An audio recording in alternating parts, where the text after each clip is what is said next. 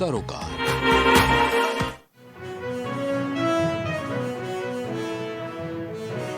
लोकसभा चुनाव को लेकर भारतीय जनता पार्टी की तैयारियां तेज है। ऐसे में सीएम योगी आदित्यनाथ लगातार प्रचार कर रहे हैं। बीजेपी के स्टार प्रचारक योगी आदित्यनाथ की डिमांड सिर्फ यूपी ही नहीं बल्कि अन्य राज्यों में भी है। बीजेपी उम्मीदवार के लिए आज समर्थन मांगेंगे। तो सीएम योगी आज मुजफ्फरनगर में रैली करेंगे और इसी के साथ ही आज अपने जनप्रतिनिधियों से समर्थन मांगेंगे। 400 पार लक्ष्य का जो नारा है, नरेंद्र मोदी ने जो नारा दिया है, उसके लिए भी समर्थन मांगेंगे। तो बीजेपी के स्टार प्रचारक योगी आदित्यनाथ की डिमांड लगातार बढ़ती जा रही है।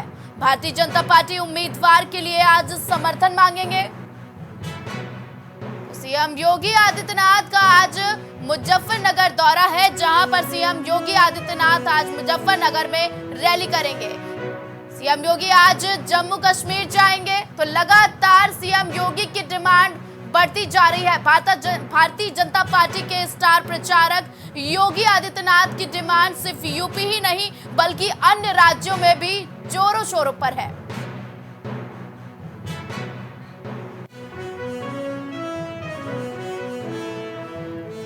समाजवादी पार्टी आज घोषणा पत्र जारी करेगी। जहां बीते दिन कांग्रेस ने घोषणा पत्र जारी किया था, तो आज समाजवादी पार्टी लोकसभा चुनाव को लेकर घोषणा पत्र जारी करेगी। तो मैनिफेस्टो जारी करने का सिलसिला लगातार सभी दलों में जारी है। ऐसे में अखिलेश यादव प्रेस कॉन्फ्रेंस करके मैनिफेस्टो जारी करेंगे। चुनावी तैयारियों में समाजवादी पार्टी एड़ी से लेकर चोटी तक का जोर लगा रही है। तो ऐसे में आज समाजवादी पार्टी घोषणा पत्र जारी करेगी।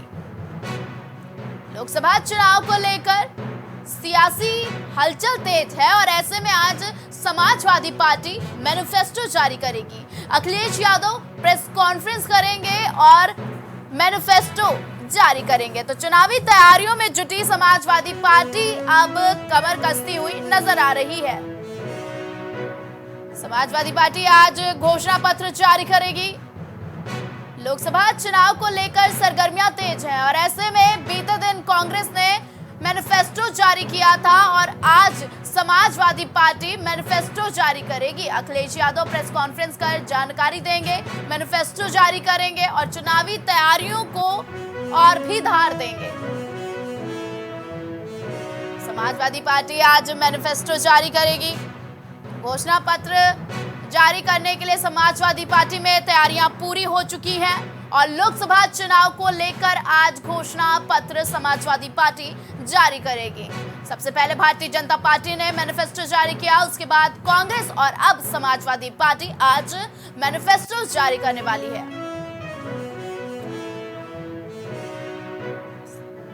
तो समाजवादी पार्टी आज घोषणा पत्र जारी करेगी। लोकसभा चुनाव को लेकर मैनिफेस्टो जारी करने की तैयारी पूरी हो चुकी है समाजवादी पार्टी में। इसी खबर पर ज्यादा अपडेट के लिए हमारे साथ राजेश जुड़ चुके हैं। राजेश, बीते दिनों की अगर बात करें तो कांग्रेस ने मैनिफेस्टो जारी किया था, आज समाजवादी पार्टी, क्या कुछ अपडेट्स हैं?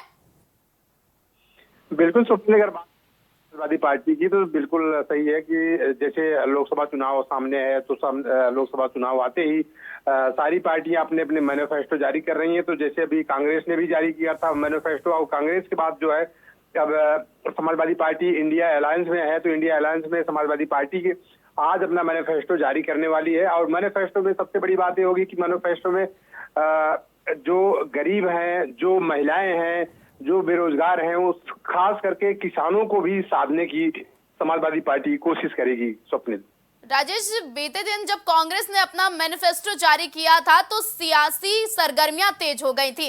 आज समाजवादी पार्टी घोषणा पत्र जारी कर रही है। ऐसे में क्या लगता है सियासी हलचल को देखते हुए? स्वप्निल, अगर बात की जाए सियासी हलचल को लेकर तो देखिए सारी पार्टियां जो हैं एक दूसरे पर प्रत्यक्ष या अप्रत्यक्ष रूप से कटाक्ष करती हैं। लेकिन जहां तक अगर समाजवादी पार्टी की बात की जाए तो समाजवादी पार्टी जो आज अपना घोषणा पत्र जारी करेगी तो घोषणा पत्र में उसकी जो मूलभूत सुविधा हैं उनको देखते हुए जारी करेगी, लेकिन एक ठीक है दूसरे पर राजेश। पार्टियों का एक दूसरे पर तंज कसना, और अभी जैसा आपने देखा होगा कि कांग्रेस के घोषणा पत्र पर बीजेपी ने तंज कसा था कि ये जिन्ना का घोषणा पत्र है।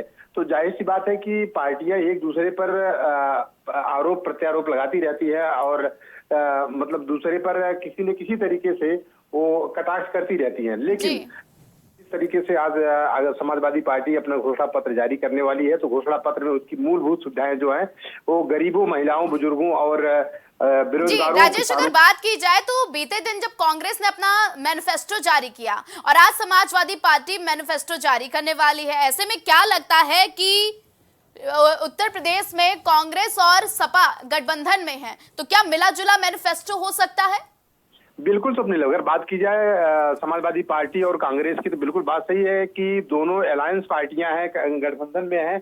तो गठबंधन को देखते हुए जिस तरह से कांग्रेस ने अपना मैनिफेस्टो जारी किया था, मैनिफेस्टो में कांग्रेस ने भी खास करके निचले तबके को लोगों को साधने की कोशिश की है, किसानों को साधने की कोशिश की है, बेरोजगारों को साधने की कोशिश की है, महिलाओं को साधने की कोशिश की है। उसी रास्ते पर आज समाजवादी पार्टी भी जो मैनिफेस्टो अपना जारी करेगी, समाजवादी पार्टी भी किसानों, महिलाओं, बेरोजगारों और युवाओं जी राजेश, लेकिन अगर बात की जाए तो जब कांग्रेस ने मैनिफेस्टो जारी किया तो सपा सुप्रीमो अखिलेश यादव उपस्थित नहीं थे। क्या लगता है कि एक ही गठबंधन लेकिन रास्ते अलग अलग, इसके पीछे क्या कुछ वजह है? देखिए स्वप्निल, अगर बात की जाए कांग्रेस और समाजवादी पार्टी की तो रास्ते अलग नहीं है। देखिए ये उनका गठबंधन है, लेकिन जो मैनिफेस्टो जारी करती है, मैनिफेस्टो कांग्रेस का वो अपना मैनिफेस्टो है, उसी तरीके से समाजवादी पार्टी का अपना मैनिफेस्टो होगा। लेकिन उनका गठबंधन है तो गठबंधन को देखते हुए जो भी उनके प्रत्याशी जो चुनाव लड़ रहे हैं उसमें उनका सहयोग है। बाकी मैनिफेस्टो जो है उनका खुद का पार्टी का होता है, इसलिए वो अपना मैनिफेस्टो जारी करेंगे। जी स्वप्निल। राजेश, इंडिया अलायंस जिसमें काफी सारे दल एक साथ एकजुट होकर आए हैं, ऐसे में अगर इंडिया अलायंस सत्ता में आती है तो किसका मैनिफेस्टो ज्यादा कारगर साबित होगा, किसके मैनिफेस्टो को तवज्जो मिलेगी? स्वप्निल, अगर बात की जाए तवज्जो मिलने की तो देखिए अगर इंडिया अलायंस अगर सरकार में आती है तो सबसे पहले तो कांग्रेस ने जो मैनिफेस्टो जारी किया है तो कांग्रेस के मैनिफेस्टो से मिलता जुलता ही समाजवादी पार्टी का भी मैनिफेस्टो होगा।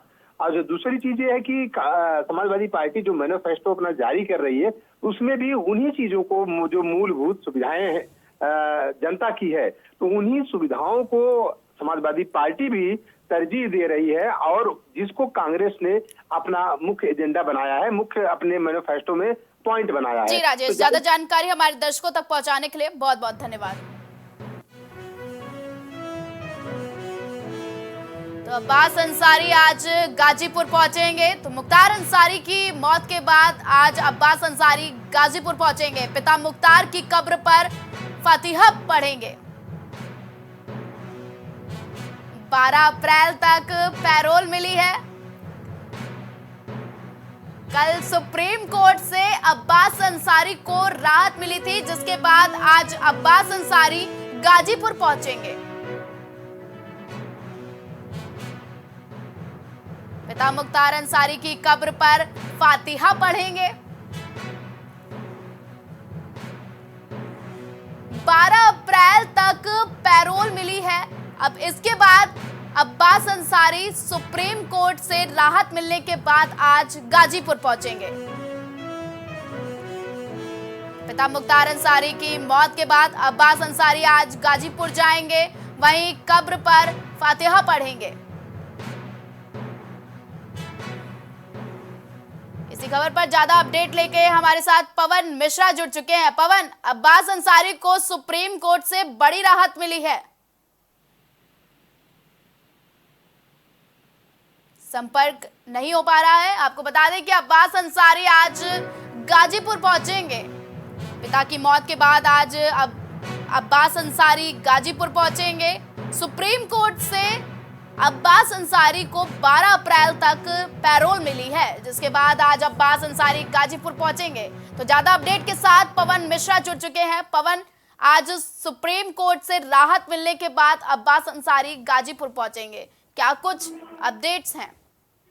जी बिल्कुल, बताना चाहेंगे कि मुख्तार अंसारी के निधन के बाद लगातार उनके घर वाले अब्बास अंसारी को लेके याचिका दे रहे थे हाई कोर्ट में, जिसके बाद याचिका खारिज कर दी गई। लेकिन लगातार सपा सांसद अफजाल अंसारी अब्बास को निकालने के लिए याचिका दिया था सुप्रीम कोर्ट में, और एक बार फिर से अफजाल अंसारी ने जब सुप्रीम कोर्ट में याचिका दायर की कि मुख्तार अंसारी के कब्र पे अब्बास को फातिया पढ़ने के लिए पेरोल दी जाए, तो इस याचिका को सुनते हुए सुप्रीम कोर्ट ने अब्बास अंसारी की याचिका पे सुनवाई की और उन्हें 3 दिन के लिए पेरोल दिया। आपको बताते चलें कि 10, 11, 12 तक अब्बास अंसारी गाजीपुर रहेंगे और 13 को फिर वो कासगंज के लिए रवाना हो जाएंगे। तो पवन, अगर बात करें कि बीते दिन अखिलेश यादव गाजीपुर पहुंचे थे, ऐसे में आज अब्बास अंसारी भी गाजीपुर पहुंच रहे हैं, तो क्या लगता है कि कौन कौन दिग्गज नेता मिलने आ सकते हैं?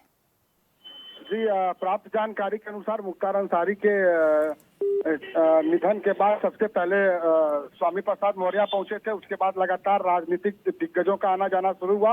उसी क्रम में ओवैसी भी पहुंचे थे, उनके जनाजे में अंबिका चौधरी पहुंचे थे। लेकिन कयास ये लगाए जा रहे थे कि मुख्तार अंसारी के जनाजे में अखिलेश यादव भी शामिल होंगे, लेकिन ऐसा कुछ देखने को नहीं मिला। लेकिन एक हफ्ते बाद स्वयं अखिलेश यादव मुख्तार अंसारी के पैतृक आवास पहुंचे और उन्होंने शोक संवेदना व्यक्त किया। जी पवन, ज्यादा अपडेट्स हमारे दर्शकों तक पहुंचाने के लिए बहुत बहुत धन्यवाद। कुछ भाव पुष्प। आप देख रहे हैं प्राइम टीवी, सच साहस सरोकार।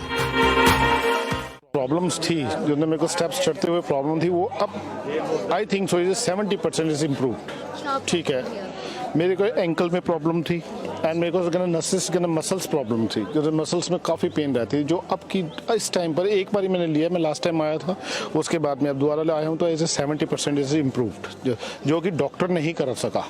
मैंने हाँ, मतलब मैं गंगा राम के हॉस्पिटल के डॉक्टर से तकरीबन 2 साल तक ये ट्रीटमेंट करा था, कि उनको समझ ही नहीं आया ये प्रॉब्लम क्या है। दैट इज अब बेटर है।